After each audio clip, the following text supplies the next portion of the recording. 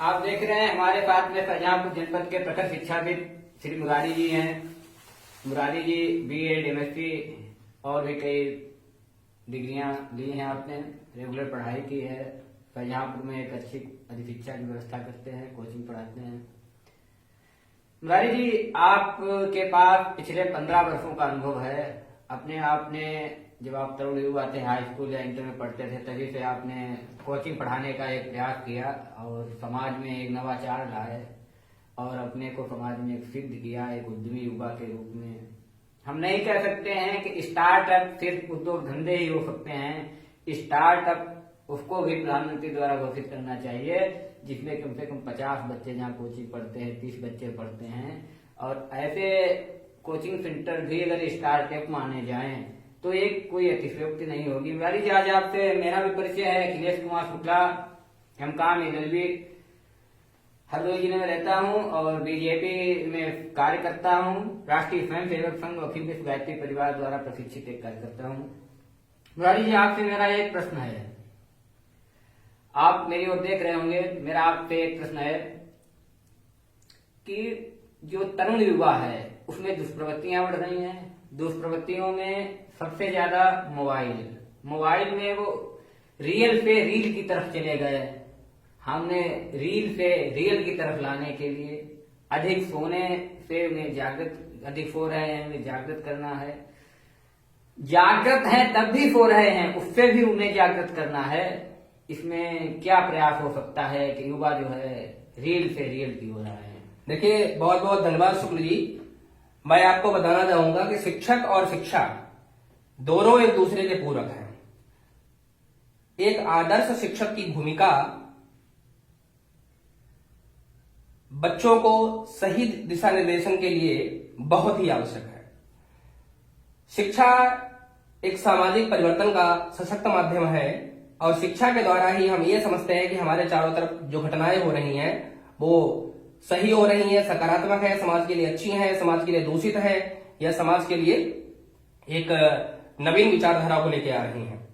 तो उस परिप्रेक्ष्य में वर्तमान समय की अगर हम बात करें तो वर्तमान समाज जो है बहुत ही टॉक्सिसिटी की तरफ जा रहा है। बहुत ही कह सकते हैं कि समाज जो है बहुत ही टॉक्सिक होता जा रहा है और उस टॉक्सिसिटी के पीछे कहीं न कहीं जो हमारी सोशल साइट्स हैं, व्हाट्सएप है, फेसबुक है, तमाम सारी चीजें जो है।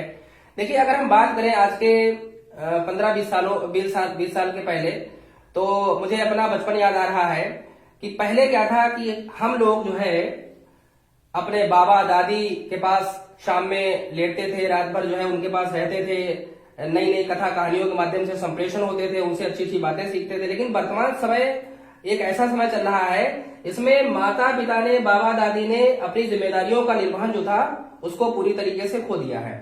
अब माता पिता जो है, जो उनका एक उत्तरदायित्व था, जो एक जिम्मेदारी थी बच्चों के प्रति, कहीं न कहीं जो उससे दूर जा रहे हैं।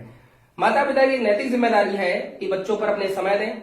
हमारे जो आधारभूत चीजें हैं, हमारे धर्म ग्रंथ हैं, जो अलौकिकता है, इन तमाम सारी चीजों के बारे में बताएं ताकि इन तमाम सारी चीजों से जो टॉक्सिसिटी फैल रही है मोबाइल व्हाट्सएप के माध्यम से, कहीं न कहीं इसमें जो है कटौती आए, कहीं न कहीं इसमें गिरावट आए।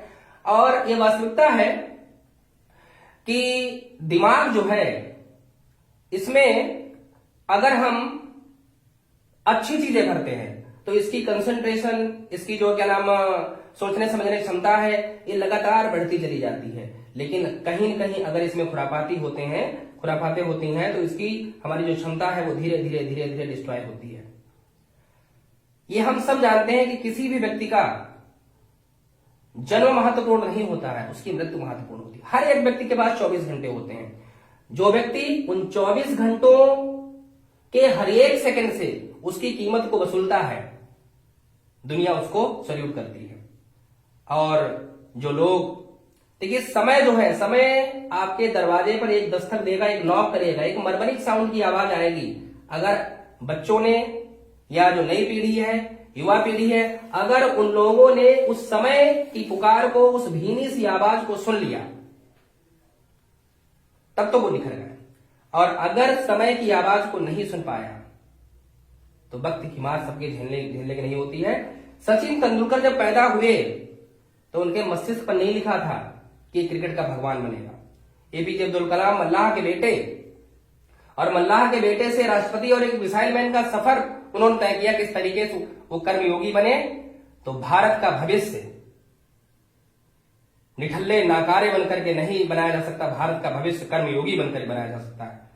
तो हमारे लिए मैं आपके चैनल के माध्यम से बच्चों को ये मैसेज देना चाह रहा हूं कि वो कर्मयोगी बने। समय जो 24 घंटे उसके पास में है, सेकंड से घंटा बनता है, घंटा से दिन बनता है, दिन से सप्ताह बनता, सप्ताह से महीना और वर्ष ऐसे धीरे धीरे क्षण क्षण बनकर के जो है एक पूरी अवधि बन जाती है। तो इस समय को व्यर्थ में ना गमाएं, कर्मयोगी बने। और ईश्वर ने जो एक उनको जिम्मेदारी देकर यहां पर भेजा है, उस जिम्मेदारी को जब यहां से धराधाम को छोड़ के जाए तो लोग याद करें कि हाँ ये व्यक्ति जो है यहां से। आपसे मेरा दूसरा प्रश्न है, नई पीढ़ी के लिए उनके आदर्श मानदंड क्या हो सकते हैं, वो किन किन महापुरुषों की शरण में जाएं? बिल्कुल बिल्कुल, आपका क्वेश्चन बड़ा वाजिब है। और ये वास्तविकता है कि वर्तमान जो युवा पीढ़ी है ये अपने जो उनके आदर्श हैं, आदर्श का मतलब हमारे महात्मा गांधी है, सुभाष चंद्र बोस है, विवेकानंद है, इनका अगर आप दर्शन पढ़ेंगे, इनकी आप आइडियोलॉजी पढ़ेंगे तो इनकी आइडियोलॉजी से पढ़ेंगे, क्या पढ़ेंगे? उत्तिष्ठम जागृत प्राप्नोति वरान्ना बोधत। लिखा है इस सूक्ति का मतलब यह है कि उठो जागो, संघर्ष करो, आगे बढ़ो, जब तक बढ़ते रहो जब तक लक्ष्य की प्राप्ति ना हो जाए। तो जब ऐसे चीजों को हम पढ़ते हैं, ऐसी आइडियोलॉजी पढ़ते हैं, ऐसे दर्शन को पढ़ते हैं, तो हमारे अंदर कहीं न कहीं जो है लक्ष्य के प्रति एक संकल्प। देखिए लक्ष्य की उत्पत्ति कब होती है? जब अर्जुन से मतलब द्रोणाचार्य जी जो है अपने शिष्यों को जब शिक्षा विद्या सिखा रहे थे तो उन्होंने बारी बारी सबसे पूछा कि बताओ तुम्हारा लक्ष्य क्या है।